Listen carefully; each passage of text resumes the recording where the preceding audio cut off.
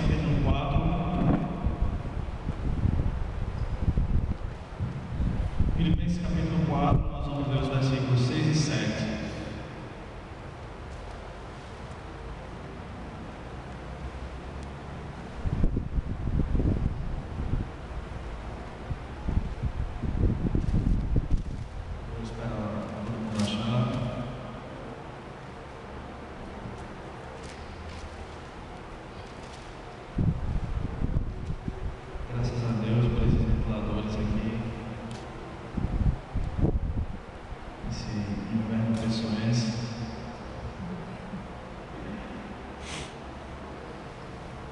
Essa é uma das minhas passagens bíblicas preferidas. Espero que isso não seja pecado. Filipenses 4, versículos 6 e 7. Diz o seguinte: não andeis ansiosos por coisa alguma, pelo contrário, sejam os vossos pedidos plenamente conhecidos diante de Deus, por meio de oração e súplica com ações de graças. E a paz de Deus, que ultrapassa todo entendimento, guardará o vosso coração e os vossos pensamentos em Cristo Jesus. Amém? Amém. Vamos orar mais uma vez. Bendito seja o teu nome, Pai, por meio do Senhor Jesus Cristo, que tem nos abençoado com todas as bênçãos espirituais nas regiões celestiais, conforme diz a tua palavra. E louvamos pelo dia de hoje, pelos motivos de gratidão que os teus filhos fizeram agora há pouco, por estarmos aqui, Senhor, e pelo privilégio de poder falar contigo, Senhor, sempre que quisermos, sempre que precisarmos, como diz a tua palavra, chegar aqui sempre para receber graça e misericórdia no momento oportuno. E peço que nessa hora o Senhor fale ao nosso coração pela tua santa palavra e nos ajude a orar mais e ficar menos ansioso. Em nome de Jesus, amém. Bem, a palavra de Deus traz preciosas informações a respeito da oração. A oração que é um ato de conversar com Deus, de falar com Deus, agradecer a Deus, mas também é um meio pelo qual nós podemos ouvir Deus falar de maneira silenciosa no nosso coração. A Bíblia diz que Deus fala ao coração. Os salmos têm muitas joias, muitas pedras preciosas espalhadas pelos 150 salmos, principalmente pelos salmos, que fala da comunhão com Deus por meio da oração. E a oração é um daqueles pontos que é essencial à vida cristã. Se a gente quer identificar como está a nossa comunhão com Deus, basta ver como está a nossa oração. Se a gente tem orado sempre, basta ver, né? É um dos pontos. E alguém já disse que o culto de oração é o termômetro da igreja. Quer saber como anda a igreja? Dê uma olhada como anda o culto de oração. Isso não é necessariamente um versículo bíblico, mas eu acho que há bastante verdade nisso. O apóstolo Paulo foi um homem de profunda oração, e ter uma vida de oração regular e proveitosa não é fácil. Parece fácil, mas há muitos elementos contrários à oração. Em primeiro lugar, os elementos naturais. Os elementos naturais são aqueles que não recebem nenhuma influência espiritual necessariamente. O ato de se ajoelhar, se bem que a gente pode orar de qualquer jeito, de qualquer posição, mas o ato de se ajoelhar e de se isolar por um período de tempo para falar aparentemente sozinho é uma questão natural com que a gente tem que lutar. A questão de separar um tempo diariamente é outra dessas questões naturais que dificultam a nossa vida de oração. O fato também de não ter ninguém orando conosco, isso é algo que a gente já pode melhorar convidando alguém ou tendo alguém para orar junto conosco. Além desses elementos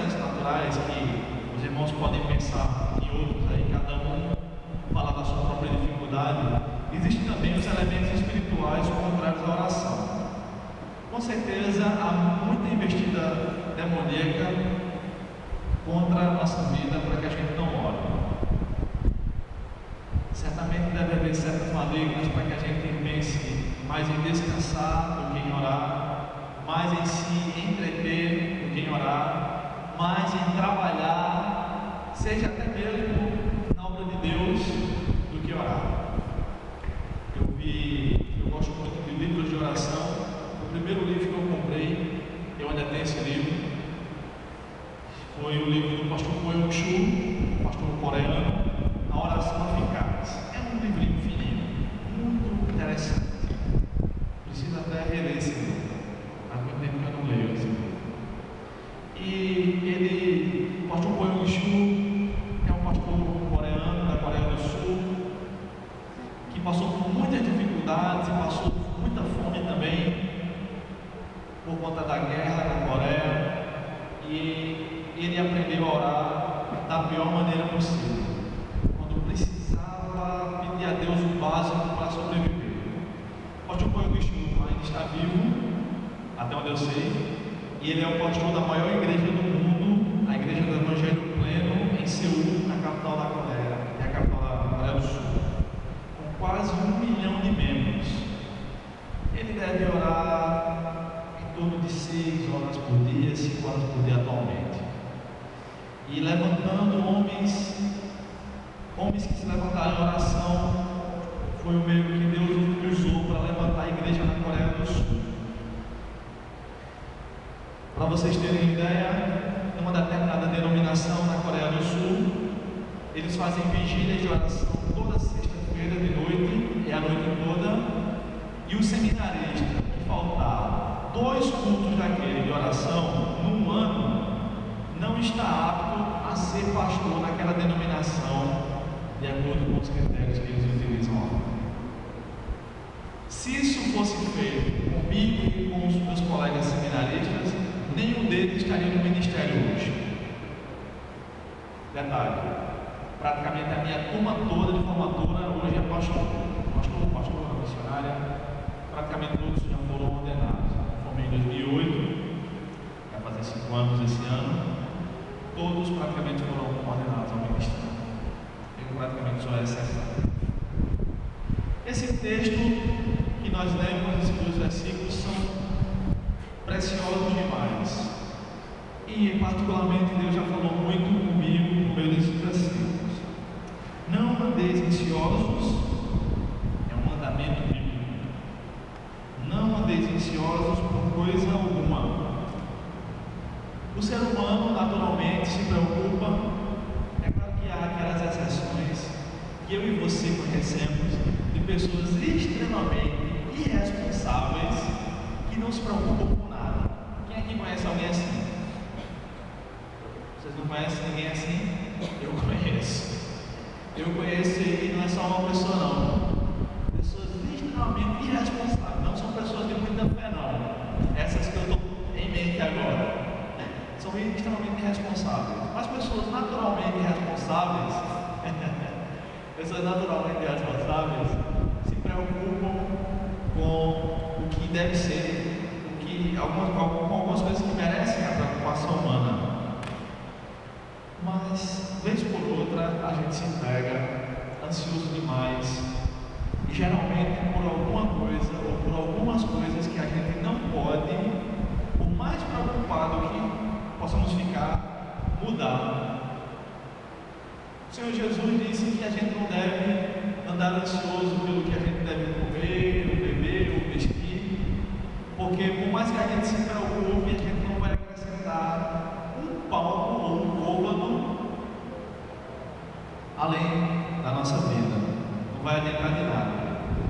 Para quem não sabe o que é um côvado, é uma medida de mais ou menos 45 centímetros que vai daqui do cotovelo até a ponta do dedão do braço de um homem adulto.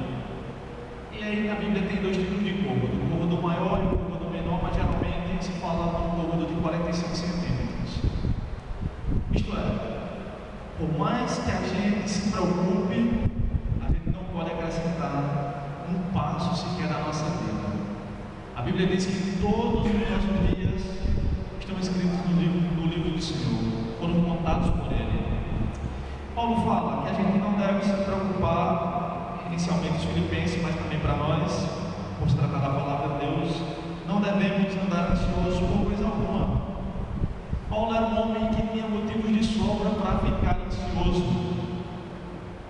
Ele foi apedrejado uma determinada ocasião e teve que fingir que estava morto para não morrer de fato. Quando pararam de apedrejá-lo, aí ele se levantou e fugiu. Outra vez ele foi em Damasco, colocado num cesto, colocaram ele, desceram ele lá no muro para ele fugir. Outra vez ele estava preso e alguns homens, se não me engano 40, fizeram um voto de não comer nada até matarem Paulo. E aí o sobrinho dele ouviu aquela conversa e foi e avisou para Paulo, e ele foi e falou com a autoridade competente e guardaram a vida dele. Ele tinha as igrejas para se preocupar, as igrejas que ele havia fundado, e algumas delas ele tinha passado pouquíssimo tempo, como é no caso da igreja de Tessalônica. Alguns estudiosos acreditam que ele passou apenas 15 dias lá na igreja, na cidade de Tessalônica, fundou aquela igreja, teve que sair fugido. E agora? Como era que ele ia doutrinar aqueles irmãos? Como era que ele ia firmar aqueles irmãos na fé? Como era que ele ia discipular aqueles irmãos? Ele tem motivo para se preocupar. Ele mesmo diz isso na segunda carta aos Coríntios, capítulo 11, quando ele dá ali, ele apresenta seu currículo e ele fala que ele passou naufrágio, frio, escassez, chicotadas, muitas chicotadas, e depois de tudo aquilo, a preocupação, os cuidados com a igreja do Senhor. Ele tinha motivos para se preocupar, ele tinha motivos para ficar ansioso, tinha sim, talvez mais do que nós. E o que é que ele diz então? Como é que a pessoa não fica ansiosa em demasia? Será que é possível? A receita que ele dá, inspirada por Deus, é pelo contrário, isto é, ao invés de ficar ansioso, faça isso. Sejam os vossos pedidos plenamente conhecidos diante de Deus, por meio de ação, por meio de oração e súplica com ações de graças. A receita de Paulo para não ficar ansioso, para não ficar viver preocupado com a vida, ao ponto de não dormir, de não comer, de praticar uma ansiedade pecaminosa. Eu acho que preocupação é impossível a pessoa não se preocupar com o que quer que seja. Eu penso que quando Paulo está falando aqui dessa ansiedade, é a ansiedade aquela ansiedade que chega a ser pecaminosa, porque o Deus que providenciou os fins e os meios para nos tirar do inferno e levar para o céu, que era a questão mais difícil que a gente tinha para lidar, Ele não vai nos sustentar, Ele não vai cuidar de nós. Hoje à tarde eu estava conversando com uma irmã em Cristo, testemunhando para ela o cuidado do Senhor. Paulo diz que ao invés de a gente ficar ansioso, a gente deve orar. A energia usada para ficar pensando ansiosamente em como sair desse ou daquela situação, desse ou daquele problema, deve ser usada na oração.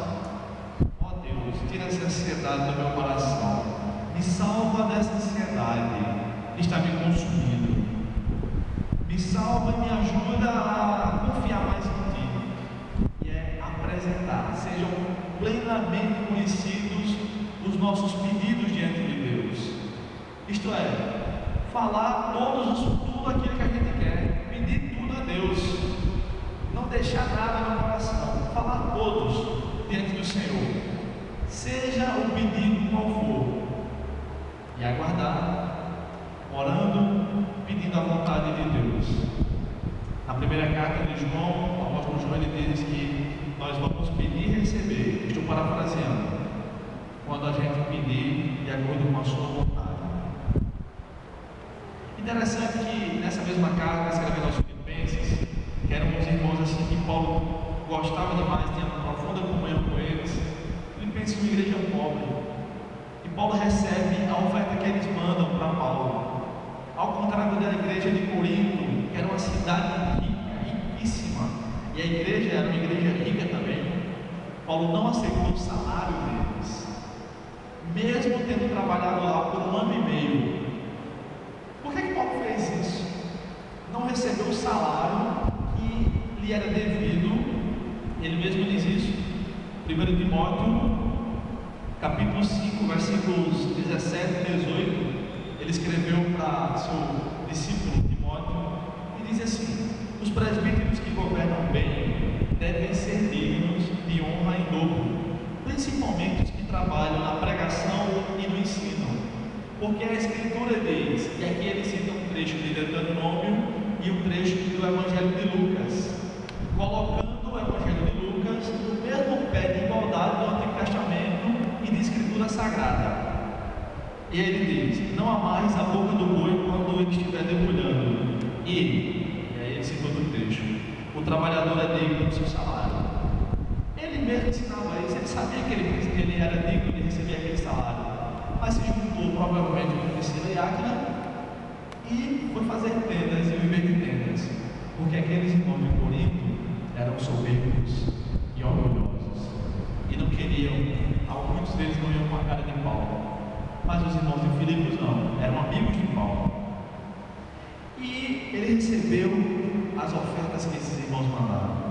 O que eu acho interessante é que nessa mesma carta ele fala do comportamento cristão, se baseando no comportamento de Cristo, nas atitudes de Cristo. No capítulo 2, ele começa a descrever o que é que Jesus fez. Deus pegou o melhor que ele tinha no céu para tirar do inferno o pior que tinha na terra, que éramos nós, os pecadores. Pegou o Senhor Jesus e enviou para a terra, para o pior lugar que poderia existir. E Efésios capítulo 4 fala isso.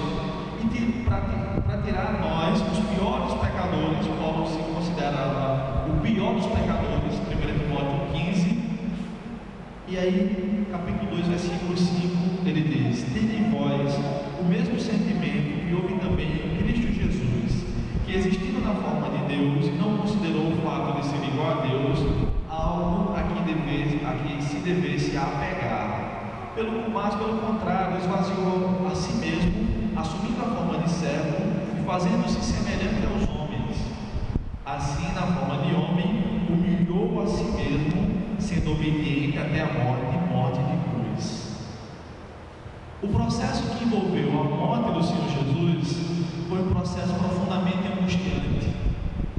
Lucas relata que Lucas era médico, tinha muita autoridade para falar o que ele falou, para escrever o que ele escreveu.